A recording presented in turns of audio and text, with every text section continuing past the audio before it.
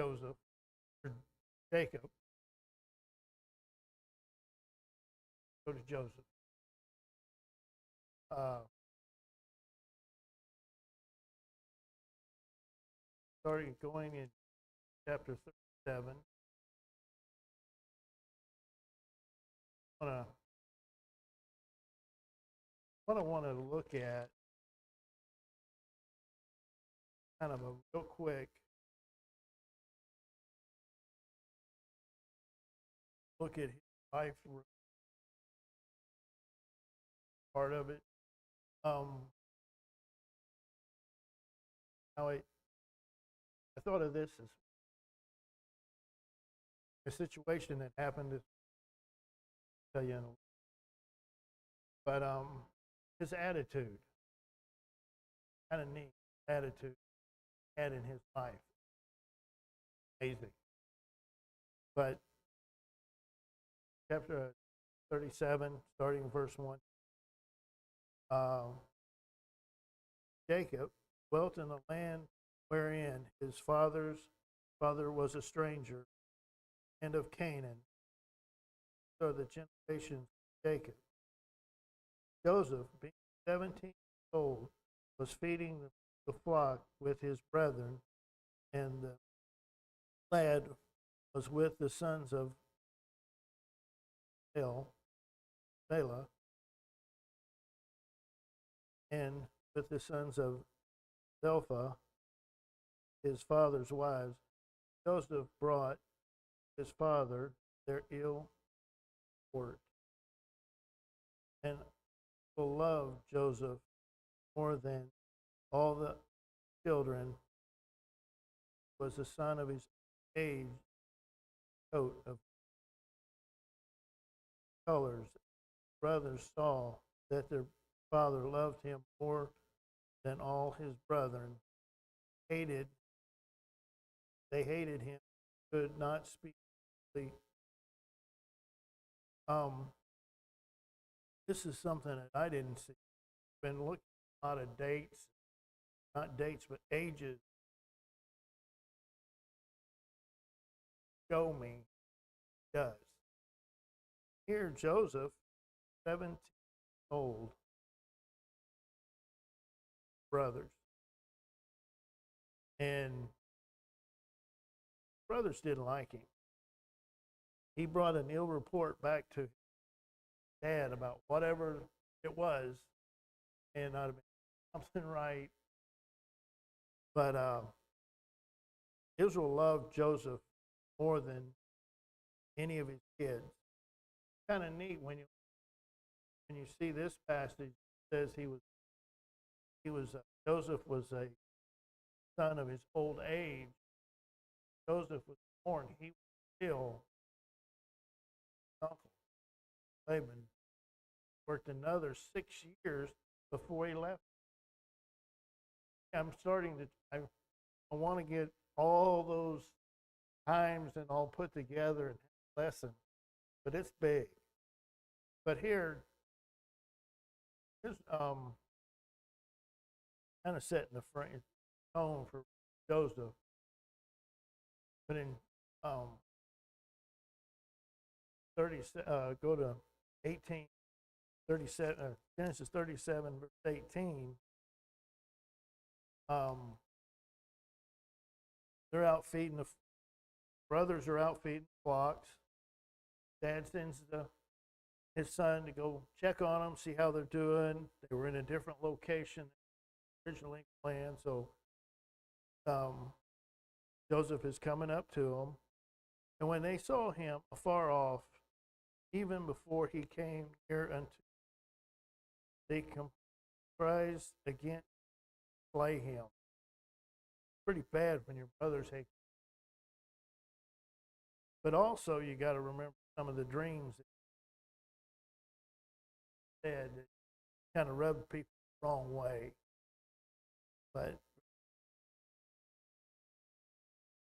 and they said one to another, behold, this dreamer cometh. Come now, therefore, let us slay him, cast him some pit, and he will say that some evil beast devoured him. See what comes of his dreams. And Reuben heard it, delivered him out of their hand, said, let us not kill him. Said, shed no blood, but cast him it that is in the wilderness, no hand on him, that he may rid out of their hand, deliver him to his father. And it came to pass, Joseph come unto his brethren, they stripped Joseph out of his coat of many colors that was on him. They took, cast him a pit, and the pit was empty, for there was no water. Sat down to bread, lifted up their eyes, and looked, and behold, a company of Ishmaelites cometh from Gilead with their camels, bearing spices, firm and myrrh, going carried down. Said, brethren, what profit if we slay our brother and his blood? Come, let us sell him to the Israelites. Let not our hands be upon him, for he is our brother and our flesh, and brothers working. Then there passed the Midianite merchants. They drew and lifted up Joseph out of the pit and sold Joseph to the Ishmaelites for 20 silver. They brought Joseph unto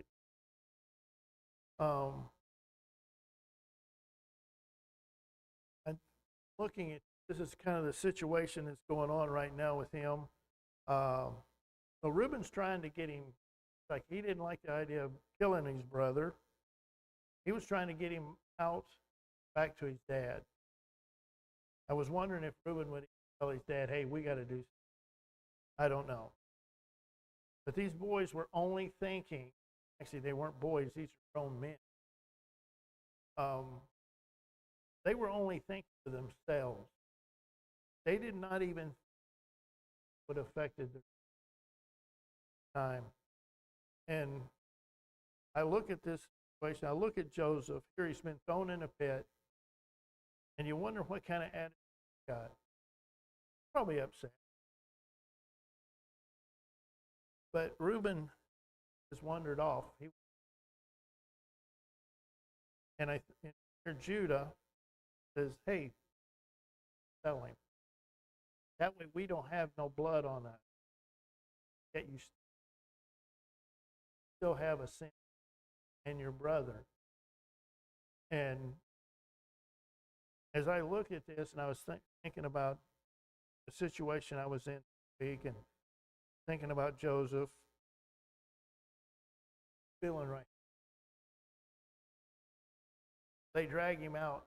Did they have him bound up? And how was he kicking and screaming? How did they buy this guy? What was their story? They say, well, we just found him. He's one of our servants. They had to come up with some kind of lie to get them to buy him. But then he's carried down to Egypt. Think about what he's going through himself, leaving his family. But in chapter 39,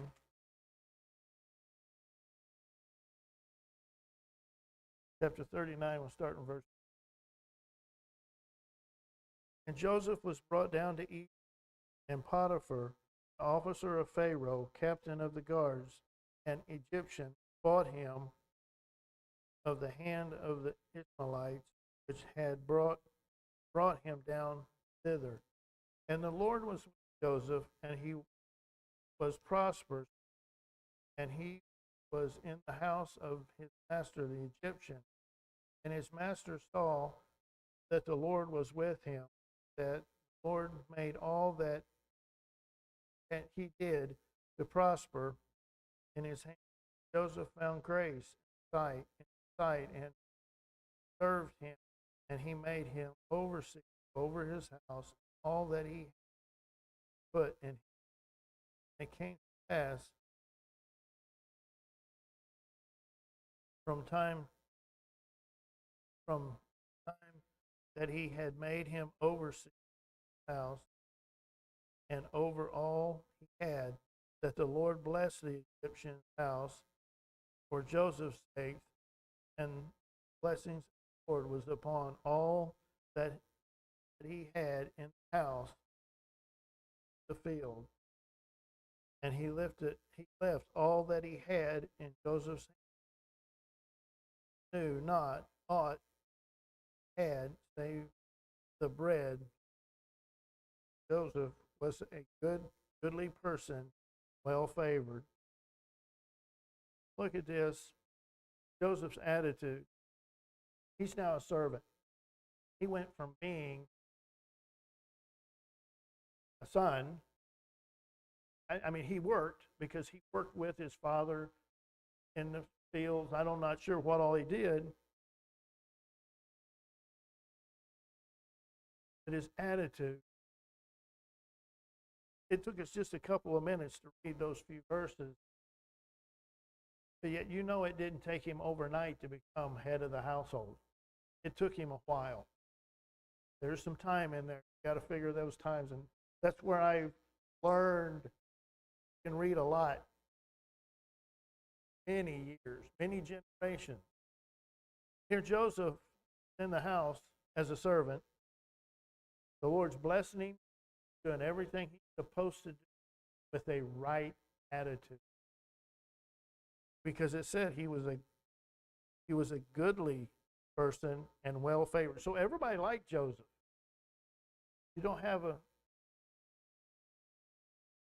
You're not liked if you don't have the right attitude. You can treat people dirty and they aren't going to like you and they're not going to stay either. But he's over everything his master has. Got the right attitude. And I think what's neat is God blessed the Egyptian because of Joseph. And same thing with Jacob. Jacob blessed Laban, was blessed because of Jacob. And you know how this story goes.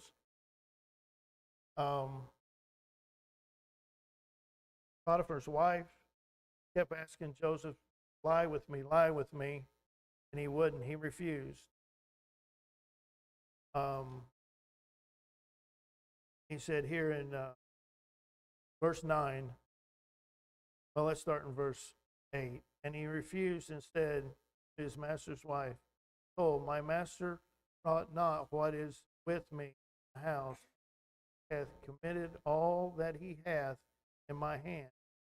There is none greater in this house than I, neither hath he kept back anything from me but thee, because thou art his wife.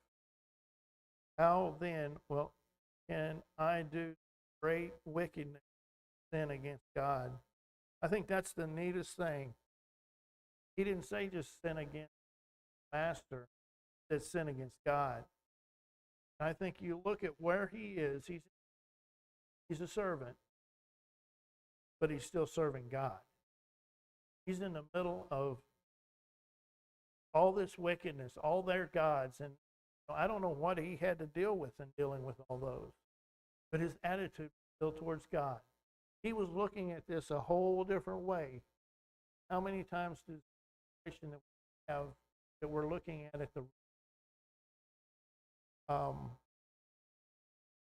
go to Genesis, go down to verse 19 here, 39. Well, what happened to Potiphar's wife? Got a hold of Joseph's coat, hung on to it, and lied about him. So Potiphar put him in jail. I kind of wonder about that. Favored with all his servants. He was favored. But yet Potiphar knew he had to do something. He believed his wife over Joseph. That's understandable.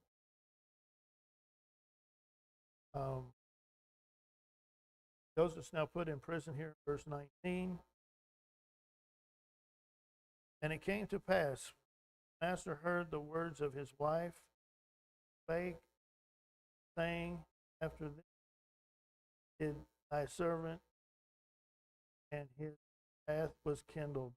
And Joseph's master took him and put him in prison, in a place where the king's prisoners were bound.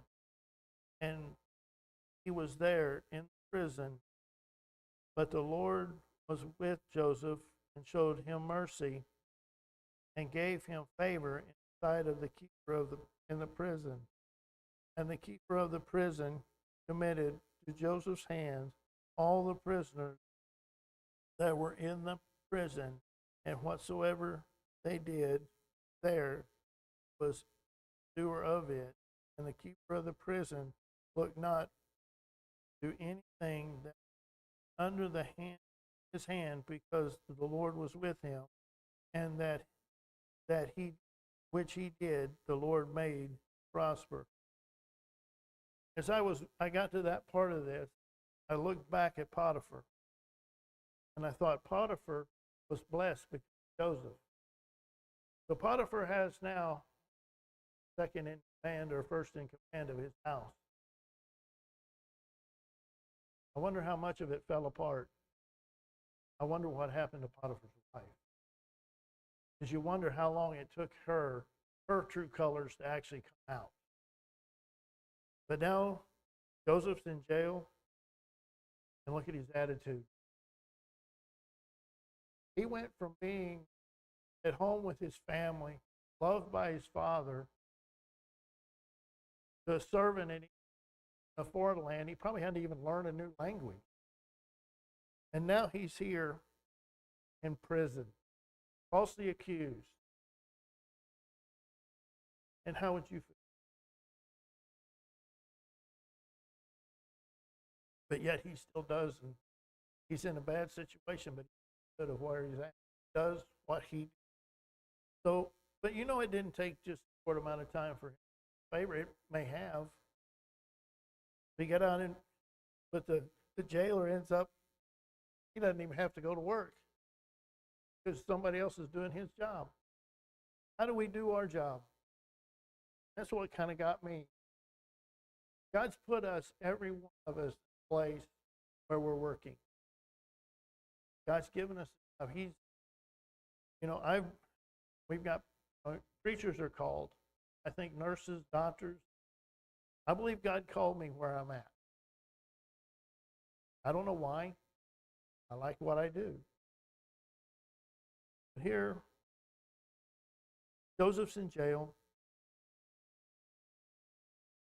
Oh, here in chapter 40, verse 1, and it came to pass after these things, that the butler of the king Pharaoh and butler, baker, had offended their lord, king of Egypt. Pharaoh was wroth of two of his officers, butler, baker, and he put them in the ward of the house of the captain of the guard, the prison, place where Joseph was bound. You think, well, you're always in a bad place. Why were these butler and baker put? They were put exactly where God wanted them. Because how this goes. Because Joseph was still overseeing. I don't know how bad this prison was. It was like, I doubt if it was like ours that we have here in the United States. But Here they are. So the baker and the butler, they've been there a while. They have dreams. Both of them have a dream. The baker tells the butler, baker, sad. They don't know the interpretation of it. They don't know. Joseph comes in and says, why are you down? Well, you think about it, I'm in prison, but they're like, well, we just dreamed this dream and we don't know the interpretation. And in verse 8 here, chapter 40, and they said unto him, we have dreamed a dream. There is no interpretation of it. And Joseph said unto them, not interpretation belong to God? Tell me them, I pray thee. Here, how long has he been in prison? Don't know. His attitude is still towards God. He still loves his God. And God is taking care of him because he's having the right attitude. So,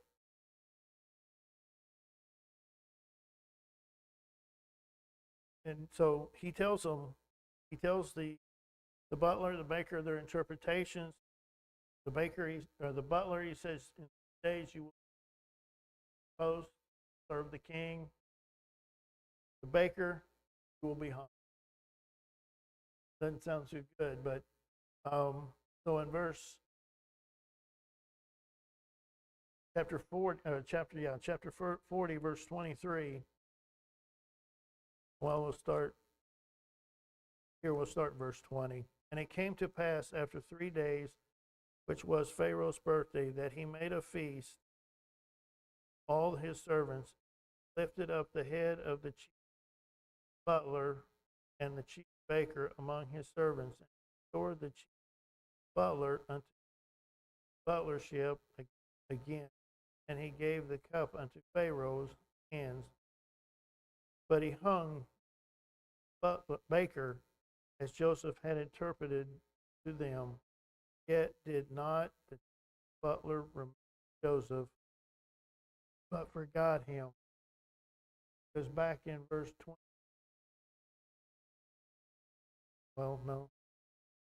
chapter 4 or verse 14. But think Joseph, after he tells the interpretation, tells them to think of me here in verse 14. To think of me, and it shall be well with thee, and show kindness, I pray thee, unto make mention of Pharaoh and bring him out of this house. So what did he do?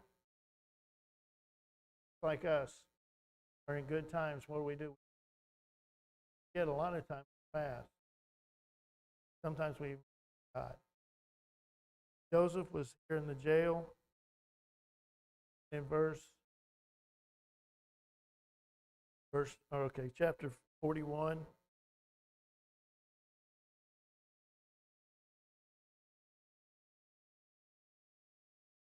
Verse 41. And it came to pass at the end of 2 full years that Pharaoh dreamed old stood by a river. 2 more years, Joseph is in jail. Think about it. What is going through his mind? 2 more years. That butler didn't know they heard that they hung the baker.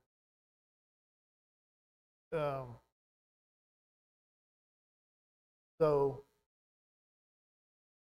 whenever, Pharaoh's dreamed a dream, and no one could interpret it, but then the baker remembers, but the butler remembers. Verse 9, chapter 41. Then spake the butler unto Pharaoh, saying, I do remember my faults this day. Pharaoh was wroth with his servant, and put the ward in the captain of the guard's house, both me and the chief baker, dreamed one night. I and we dreamed each according to our interpretation of our dreams.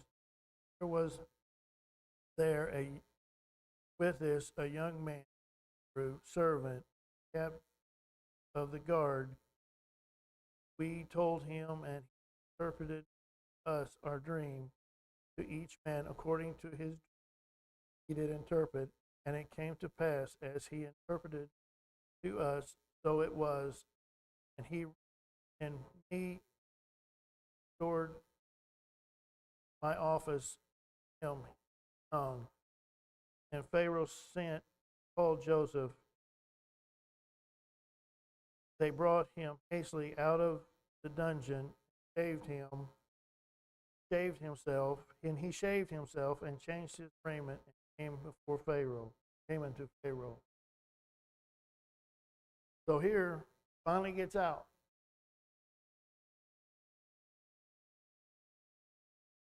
Pharaoh, here verse 15. Pharaoh said unto Joseph, I have dreamed a dream. There is none that can interpret it. I have heard saying of thee that thou canst interpret a dream and interpret it. And Joseph answered Pharaoh, saying, it is not of me, not in me. God shall give Pharaoh an interpretation, or the answer. His attitude was still with God 2 years later. He hadn't even heard the interpretation. But I thought of Joseph.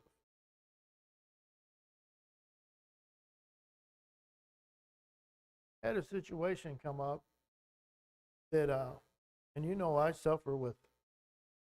I have a temper problem sometimes. It's gotten quite better. Not that I get more tempers. I'm able to control it better with the Lord's help. But in the situation that happened, I was going from one location to another location. I was aggravated. And as I went, I prayed. Joseph, because I didn't want to act. That's basically what happened. When your brain and your mouth quit communicating, and that happens to me a lot more. And sometimes I'm not even mad at people. I'm mad at what I'm dealing with. But one of the things I did not want to do is when I got there, I didn't want to hear about your backlash. Yes, I didn't want to hear what they had to say in bad. Some people, they never have anything good to say. But my thing was I wanted the Lord to close my mouth, to control it, and to have the right attitude. And no matter what was said, I wanted to be quiet. The Lord blessed. Because when I got there, I had another situation, which turned out to be kind of a funny one, but it happened. I took care of that, and nobody said anything. Some things were said, but nothing directed at me. You know, the whole situation it went off very well. I thought about it, and as I was thinking, going over there, I thought of Joseph and his attitude, where he was, what he was put through. And you know, right after he talks to Pharaoh, the Lord blesses and tells him exactly what needs to be done for the 14 years. 14 years. The Lord blessed Joseph and what he needed to know right then. Where did that come from? It can't come from anywhere but God. But Joseph stood the test of time. He followed God, all the paganness around. I think the next 7 years is a good year. Now, second in command in each, and the Lord blesses. And it's kind of neat because he's still in the middle. I think about this. Daniel, Shadrach, and Meshach, Abednego, they were in the middle of the government of a pagan land. What did they do? They stood. They still believed in God because they knew where God brought them from. They believed, they followed, even in that mess. Here we are. We have nothing to stand on. We're in the land of the free. Look at the way we don't serve God the way we ought to, and these guys were living very pagan land. But Joseph's attitude, and you know he had bad days, like we do, but he followed God. He knew there was a better thing coming. That's the only thing I could see. Just like I try to tell people, what we're going through right now, either to teach us, we've got something to learn, and we're going to help somebody in the future. If you have that attitude, it sure helps that bad thing so bad. Because each one of us had went through rough stuff, been able to help somebody, to help lighten their load, because there was somebody who helped us through it. But this was encouraging to me that the Lord helped me with my attitude right then. But I just couldn't, what Joseph went through, how the Lord blessed him, how he just served the Lord and helped the will do that. But that's all I have. And we'll make this with a word of prayer. Dear Heavenly Father, thank you for this day. Thank you for giving us. Lord, just bless us. We can see that you're in control, especially nowadays, the way this world's going, that